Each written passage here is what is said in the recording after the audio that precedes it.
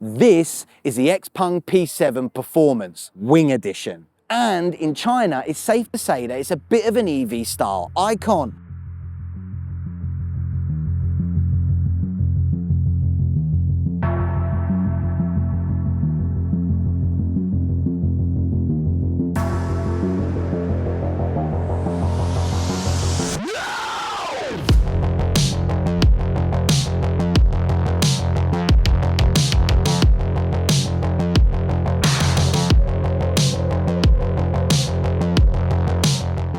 Back in April 2019, when Xpeng unveiled the P7, it was pretty damn ballsy.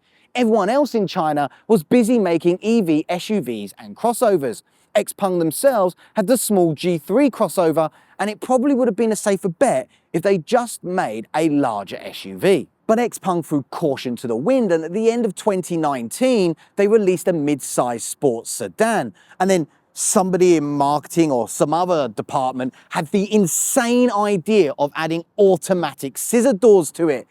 God bless you, unnamed hero. God bless you. You gotta love it when car makers go a bit loopy. A sports sedan with performance badging and all-wheel drive sounds tasty. And back in 2019, whilst the Chinese competition were busy pumping out decently valued family EV SUVs, this thing was a breath of fresh air. With 430 horsepower and 483 foot-pounds of torque split across two motors, and with a 60-40% rear-wheel drive bias, the P7 Performance held its own. It was a quick car as well. It could dispatch 0 to 100 kilometers an hour in 4.3 seconds. And you can place this thing on the dime, even though the steering and pedal inputs are on the lighter side of things, indicative of Chinese cars. But the steering is extremely direct, and the whole car just shrinks around you. These Performance P7s came standard with 19-inch alloys and Michelin's Pilot Sport 4s, so this thing can hold the road pretty damn well. They say that Porsche tuned the two-stage CDC in this performance model, and there is a notable difference between sport and comfort. Even though this doesn't have air suspension, which against today's competition might sound like a miss, the Comfort CDC does a commendable job smoothing out the road. And its brakes are solid as well. Xpeng claimed 35-meter braking distance from 100 kilometers an hour. However, not much happens for the first half of the brake pedal travel, so you'll have to dig deep. And even though this is a 2-ton EV sedan, it's definitely on the side of engaging drives. This thing isn't a large cruiser. It definitely eggs you on. And it still looks so good. Now, large LED light bars are a thing on EVs nowadays, but in China, a lot of them have the P7 to thank for that inspiration. Long-nosed, smooth-bodied with a coupe-ish back end, it's no wonder that the P7 still grabs onlookers' attention. It looks sporty, it drives sporty, it is sporty. In reality, the P7 has only been on the market for 2 years, and I remember jumping in one of these early 2021 and thinking, this is brilliant, a great interior, with things like the pop-up tweeters, the instrument panel and the central touchscreen being integrated into one large piece of glass. These wrap-around driver headrests which have integrated speakers that can pump sat-nav and phone calls directly into the driver's ear so not to disturb other passengers. It just seeped cool in here with things like the ambient lighting being able to pulsate to the bass of whatever tunes you're pumping, or my favorite, setting it so the harder you push the accelerator, the brighter the lights glow.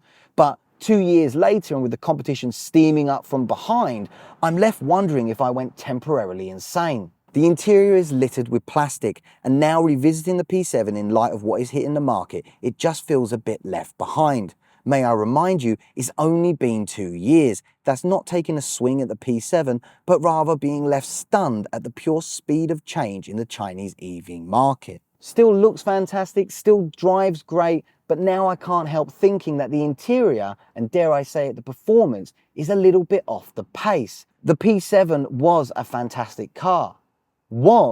Because Xpeng has breathed new life with an updated, refreshed P7i, and I'm so glad they did. This is the refreshed Xpeng P7i Wing Edition. And I know what you're thinking, apart from the fact it's changed from luminous green to this P7i exclusive Keitoki green, it looks the same. And that's exactly why I love it. Because Xpeng hasn't overdone it with the P7i's refresh. They've changed the bits that were a bit lacking in the face of more competition, and they kept the good stuff. The looks, for example, the old P7 was always a looker, so it didn't make sense to mess about with it. The only noticeable difference exterior-wise is that the headlight clusters are swollen a bit to accommodate the LiDAR units, since this new P7i is smarter than the outgoing P7. The old P7's NVIDIA Xavier chips with 30 tops have been replaced with beefier dual Orin X chips capable of 508 tops. The sensors all around this new P7i have been upgraded, allowing it to have access to Xpeng's new XNGP City and Highway, which we actually checked out in the Xpeng G6. Make sure you go and check that out. Xpeng also improved the charging speed, allowing it to gain 240 kilometers of range in 10 minutes. All of these small important tweaks to bring it in line. But the most important improvement is the interior. We get the same instrument panel and the same central touchscreen, but now it's powered by an upgraded Snapdragon 8155. That also helps with the instrument panel's visualization for XNGP. This whole center console has been redesigned. You get a wireless charger and somewhere else to put another phone, a couple of push-down cup holders, 5G connection, upgraded USB-Cs instead of old-style USBs, and inside here, a new fragrance system. Oh, you also get heating in the rear and soft closed doors, all things that you would expect on competitors' spec lists. The front seats get the same heat and ventilation as before with 8-way adjustment and 4-way lumbar support. You still get the headrest speakers, although they're no longer mounted in the headrest, but rather in the shoulder pads. And the thing that the P7 needed the most has been addressed. Upgraded materials. Gone is a gloss black piano trim. The center console is trimmed in a soft touch material, as well as the door cards and the dash. The plastic that remains is either matte or has a textured pattern like up here on the door. Back here, not much has changed. Of course, the materials in the back here have been upgraded, the same as the front, but other than that, everything else seems roughly the same. There is an upgraded USB-C back here, and there are 2 extra overhead speakers, taking the surround sound system from 18 speakers to 20 speakers, but more importantly, it now comes with Dolby Atmos spatial audio. As far as the legroom and the headroom, it's exactly the same as the old P7. Legroom is fine. Headroom, for me at 5'7", isn't a problem, but if you're over 6 foot, yeah, it's going to become a problem.